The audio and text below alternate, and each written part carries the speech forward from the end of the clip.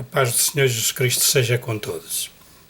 O meu nome é Adriano da Silva e o que vamos compartilhar com todos nós é os benefícios da oração do Pai Nosso. Irmãos, o que podemos ver por a palavra do Senhor nosso Deus é que a oração era feita por muitas pessoas, as pessoas sempre oraram em todo o tempo, sempre fizeram parte da oração. As pessoas oravam no templo, oravam nas sinagogas, oravam em todos os lugares. E o Senhor Jesus Cristo, quando iniciou o seu ministério, ele também orava. Mas a forma do Senhor Jesus Cristo orar era diferente.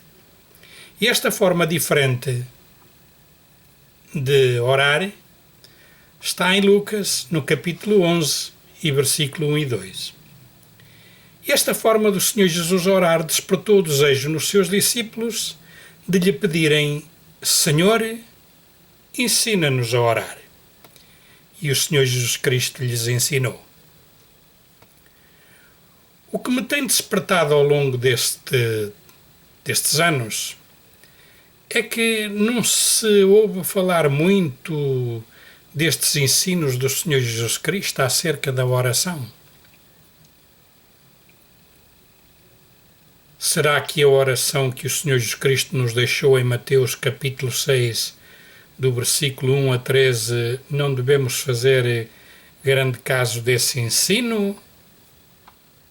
Ou esse ensino tem um tremendo benefício para todos nós e temos nos distraído com muitas outras coisas e não temos pondo a atenção devida a esta parte das Escrituras?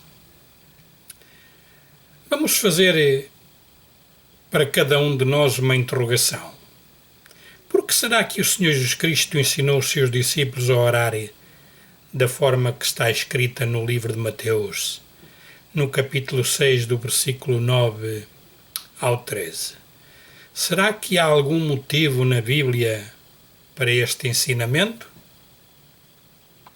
Vamos ver por a palavra do Senhor nosso Deus.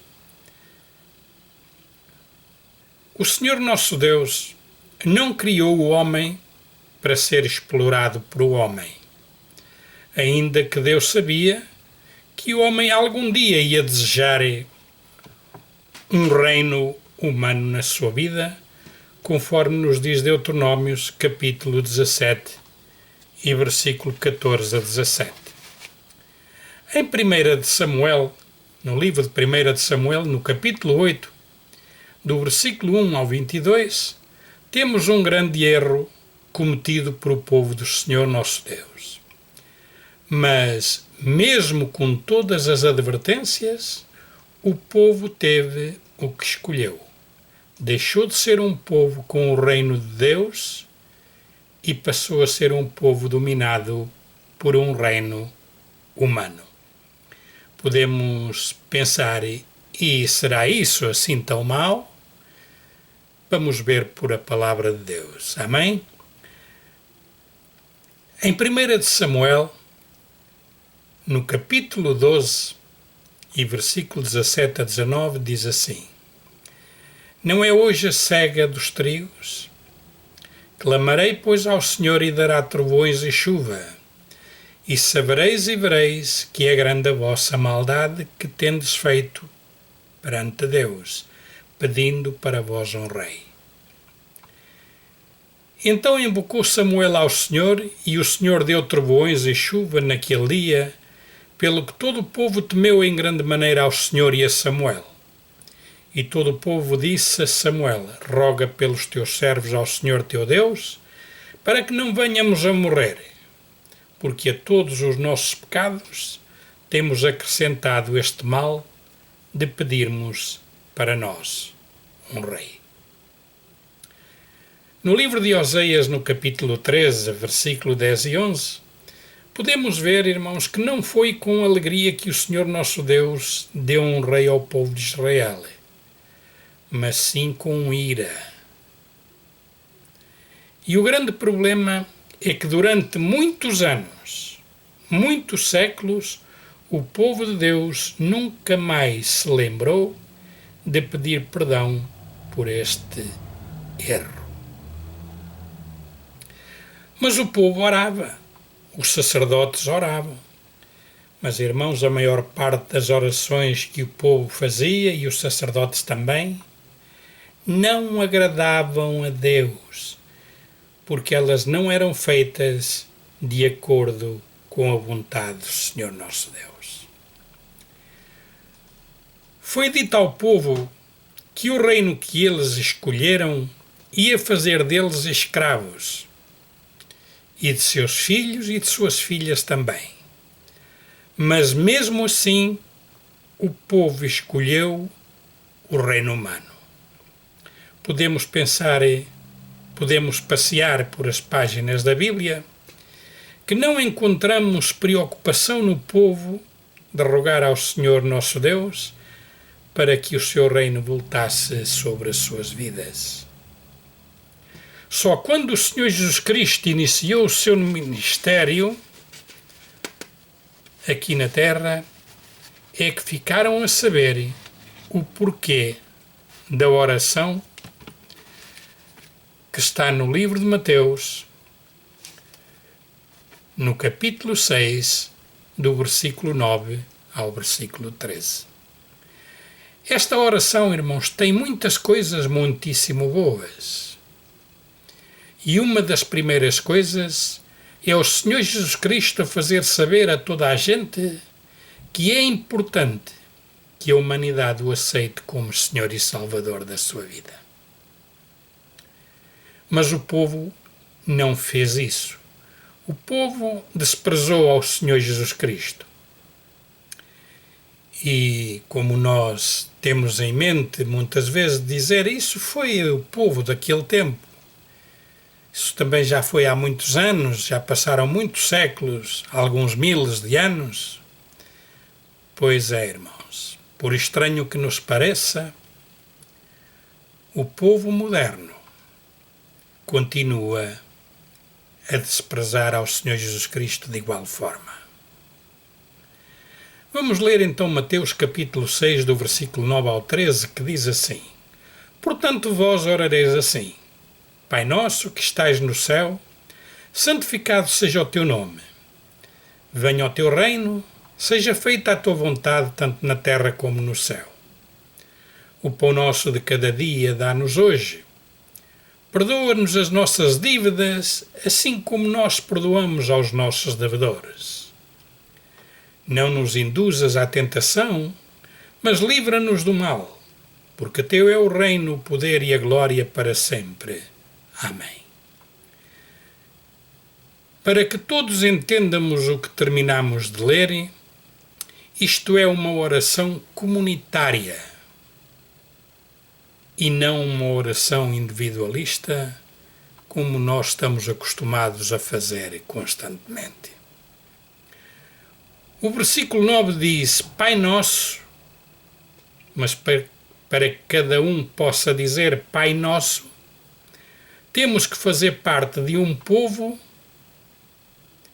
que já tem a Deus como seu Pai. Amém? Mas para nos podermos juntar aos que com regularidade estão dizendo Pai Nosso, temos que fazer uma coisa, que é aceitar ao Senhor Jesus Cristo como Senhor e Salvador da nossa vida. Porque é importante que saiba que não somos todos filhos de Deus. Somos todos criaturas de Deus. Isso sim, todos somos criaturas de Deus. Mas filhos não são todos. Já vai ver o que é que a palavra de Deus nos ensina. No livro de João, no capítulo 1, versículo 11 e 12, diz assim: Veio para o que era seu, e os seus não o receberam. Mas a todos quantos o receberam, deu-lhes o poder de serem feitos filhos de Deus, aos que creem no seu nome. Em Romanos, no capítulo 8 e versículo 16, nos diz que o mesmo Espírito testifica com o nosso Espírito que somos filhos de Deus. Então, deu conta que não somos todos filhos de Deus. Para que sejamos filhos de Deus, primeiro temos que aceitar ao Senhor Jesus Cristo como Senhor e Salvador da nossa vida. E então, a partir daí, sim, é-nos dado o privilégio de podermos ser feitos filhos de Deus. Enquanto o Senhor não nos der esse privilégio, pois nós não somos filhos de Deus, mas sim apenas criaturas de Deus. Um dos pormenores muito importantes na vida dos que são filhos de Deus é o de sempre honrarmos ao Pai, como nos diz o versículo 9. Santificado seja o teu nome. E isto tem uma grande importância, porque tem que ser feito em nome do Senhor Jesus Cristo. João capítulo 14, versículo 13 diz: E tudo quanto pedirdes em meu nome, eu o farei, para que o Pai seja glorificado no Filho. Para isso, temos que o aceitar ao Senhor Jesus Cristo como Senhor e Salvador da nossa vida. Amém? Todos nós sabemos onde está o nosso Pai Celestial. Nosso Pai Celestial está no céu e está em oculto. Em Mateus, no capítulo 6, versículo 6, diz assim: Mas tu, quando orares, entra no teu aposento, fecha a tua porta e ora a teu Pai que vê o que está oculto. E o teu Pai que vê o que está oculto te recompensará. Muitas pessoas talvez não tenham dado importância ao que terminamos de ler, porque pensam que o Senhor Jesus Cristo nos diz que só devemos orar no nosso quarto. Não é assim. Podemos e devemos orar em muitos lugares. Este ensinamento é uma oração com promessa de recompensa. Amém? O significado de cada um entrar no seu aposento não se refere ao lugar onde cada um dorme. Quando o Senhor Jesus Cristo nos diz entra no teu aposento, nos diz entra no aposento da tua consciência. Fecha a porta das aparências. Fecha a porta do orgulho.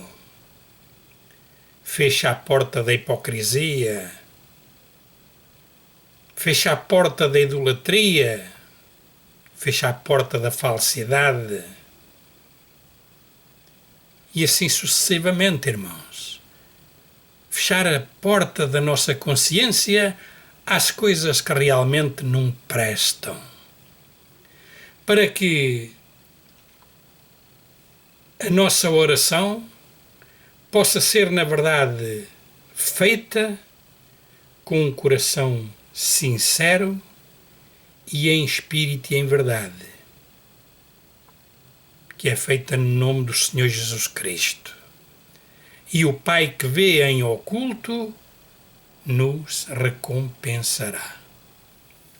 Em Hebreus, no capítulo 10, versículo 22, diz assim: Cheguemo-nos com verdadeiro coração a inteira certeza de fé, tendo o coração purificado da má consciência e o corpo lavado com água limpa.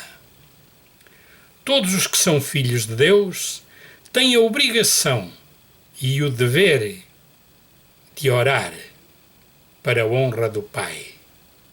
Todos temos esse dever, todos temos essa obrigação, conforme o versículo 9, para que venha o seu reino sobre as nossas vidas. E isto, irmãos, foi o que o povo de Israel nunca mais fez. Nunca mais demonstrou o desejo de voltar a ter o reino de Deus sobre as suas vidas. Mas é, na verdade, o que o Senhor nosso Deus requer de cada um de nós. Enquanto Deus reinou sobre Israel, o povo vivia muito bem. Todos os problemas que este povo passou foi por serem desobedientes a Deus. O que o Pai quer dos que aceitam ao seu Filho Jesus Cristo como Senhor e Salvador da sua vida é que tenham um desejo ardente e constante de que venha o seu reino sobre nós, conforme nos diz Mateus capítulo 6 e versículo 10. Amém? E que seja feita a sua vontade. Seja feita a sua vontade no nosso viver. Porque até agora, irmãos, se dermos uma vista de olhos por todo o mundo, o que temos feito de muita fartura é a nossa própria vontade, mas muito pouco ou quase nada a vontade do Senhor nosso Deus. O reino de Deus é maravilhosíssimo e a vontade de Deus é maravilhosíssima na nossa vida. Pena que as pessoas não se tenham apercebido disso. Em Mateus, no capítulo 6 e versículo 33, nos diz: mas buscai primeiro o reino de Deus e a sua justiça, e todas essas coisas vos serão acrescentadas. Desta porção da palavra de Deus que já lemos, creio que já demos conta que o que deve haver em abundância nos nossos corações é o desejo de buscar, de querer o reino de Deus na nossa vida. E isto, irmãos, é agradável a Deus. Amém? Já pensou se os milhares de pessoas espalhadas por o mundo, lavadas no sangue do Senhor Jesus Cristo, manifestassem o desejo sincero do reino de Deus sobre todos nós? O quanto a humanidade não vivia bem, irmãos. Não quero dizer que não haveria problemas, mas tenho plena certeza que vivia muito, mas mesmo muito melhor. Amém? No versículo 11 nos diz: o pão nosso de cada dia dá-nos hoje. O que podemos entender é que o Senhor nosso Deus se agrada, o Senhor nosso Deus gosta que os seus filhos tenham o desejo da provisão de Deus na nossa vida cotidiana. No livro de Êxodo, no capítulo 16 e versículo 35, diz: e comeram os filhos de Israel o maná por 40 anos, até que entraram em terra habitada. Comeram maná, até que chegaram aos termos da terra de Canaã. Temos um outro pormenor para compartilhar com todos nós. O povo de Deus, irmãos, eles não semeavam o maná, mas a verdade é que eles iam colher o maná todos os dias por amanhã. O maná representa o Senhor Jesus Cristo no meio do povo. Mas se cansaram dele e murmuravam, e depois que entraram na terra prometida, nunca mais disseram a Deus: o pão nosso de cada dia dá-nos hoje. Só sabiam dizer: Deus, porque nos passa isto, Deus, porque nos passa aquilo, porque nos passa mais o outro. E a verdade, irmãos, é que se quisermos ser sinceros, tudo o que este povo tem sofrido, e nós também, tem sido por falta de obediência. Todo ser humano deve ter o desejo desse pão na sua vida, que é o Senhor Jesus Cristo. Mas para isso, cada um tem que aceitar ao Senhor Jesus Cristo como Senhor e Salvador da sua vida. No livro de João, no capítulo 6, e versículo 33 a 35, diz assim: porque o pão da vida é aquele que desce do céu e dá vida ao mundo. Disseram-lhe, pois, Senhor, dá-nos sempre desse pão. E Jesus lhes disse, eu sou o pão da vida. Aquele que vem a mim nunca terá fome, e quem crê em mim nunca terá sede. O versículo 12 do livro de Mateus, do capítulo 6, nos diz, perdoa as nossas dívidas, assim como nós perdoamos os nossos devedores. Permita-me perguntar, nós somos devedores para com Deus ou não? Bom, o Senhor Jesus Cristo já pagou as nossas dívidas na presença do Senhor nosso Deus, pagou as nossas dívidas naquela cruz do Calvário, onde ali derramou o seu precioso sangue para pagar as dívidas de cada um de nós. Mas o que acontece é que nós, depois que o aceitamos, continuamos a acumular dívidas todos os dias. E então acumulamos dívidas e por isso somos devedores para com Deus. É claro que sim. Por isso temos que lhe pedir sempre, Pai, perdoa as nossas dívidas, porque a Deus nós devemos obediência, devemos-lhe sinceridade, um cumprimento de um compromisso que assumimos com Ele, devemos-lhe a nossa presença com mais regularidade nos cultos, devemos-lhe reverência, devemos-lhe gratidão e tantas outras coisas que a Deus devemos, irmãos, todos os dias. Por isso, temos que lhe pedir sempre, constantemente, Pai, perdoa as nossas dívidas. E quando estamos a dizer, Pai, perdoa as nossas dívidas, estamos a fazer aquilo que nos diz a palavra, orai uns por os outros, intercedei uns por os outros, porque estamos a dizer, Pai, perdoa as nossas dívidas, as minhas, as suas, as do outro e as do outro. É assim a oração do Pai Nosso. É uma oração comunitária. Amém? Diz então, devemos pedir, Pai, perdoa as nossas dívidas, assim como nós perdoamos os nossos devedores. E agora, irmãos, quem são os nossos devedores? As pessoas que são os nossos vizinhos, os que trabalham conosco. Não, irmãos, essas pessoas, se alguma dívida havia espiritual com eles, o Senhor Jesus Cristo já pagou essa dívida na cruz do Calvário. Esses não nos devem nada, irmãos. Os nossos devedores são os que reinam, os que governam em cada nação. Esses nos devem respeito, nos devem impostos moderados, nos devem uma justiça igual para todos, nos devem segurança, que para isso nos cobram, e muitas outras coisas, irmãos. Esses são os nossos devedores. E então por que é que lhes devemos perdoar? Porque eles não são culpados.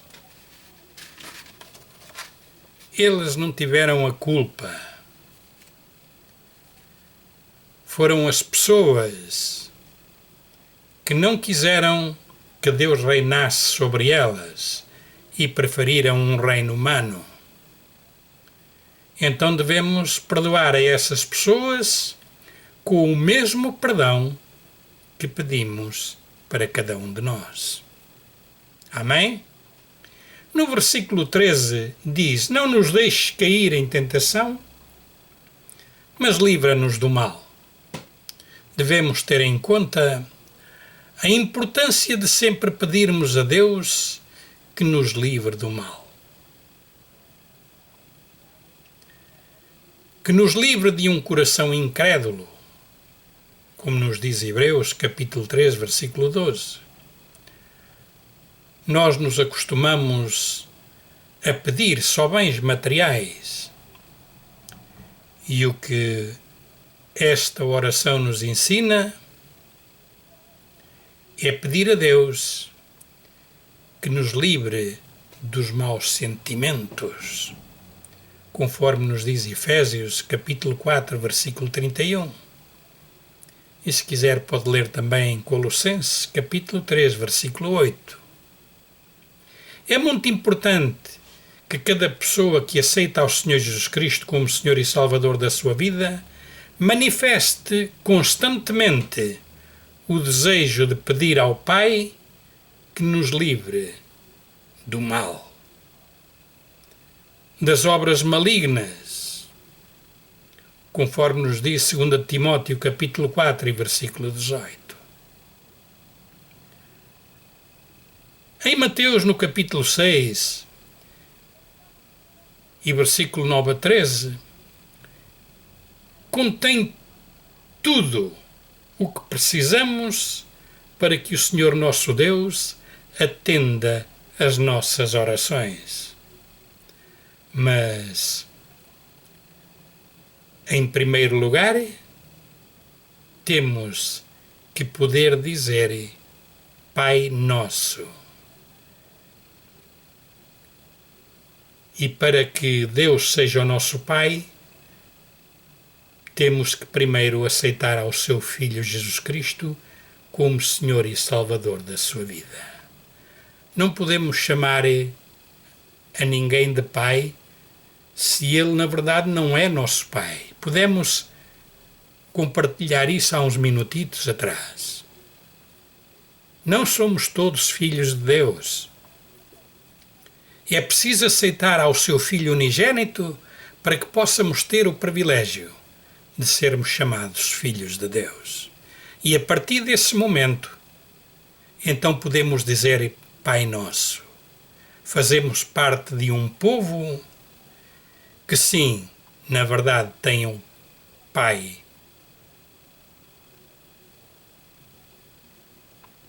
Porque lhe foi dado esse privilégio em nome de Jesus Cristo. Quando aceitamos a Jesus Cristo como Senhor e Salvador da nossa vida, esse privilégio nos é concedido. Então, a partir daí, podemos estar a dizer Pai Nosso. É meu, é daquele, é do outro, é do outro, é do outro, é de todos aqueles que aceitam ao seu Filho como Senhor e Salvador da sua vida. Jesus é o pão do céu que dá vida e vida com abundância. Morreu na cruz do Calvário, de braços abertos, para abraçar toda a humanidade. Jesus Cristo é o único Salvador. Fora do Senhor Jesus Cristo não há salvação para ninguém. Não se deixe enganar. Não há salvação para ninguém.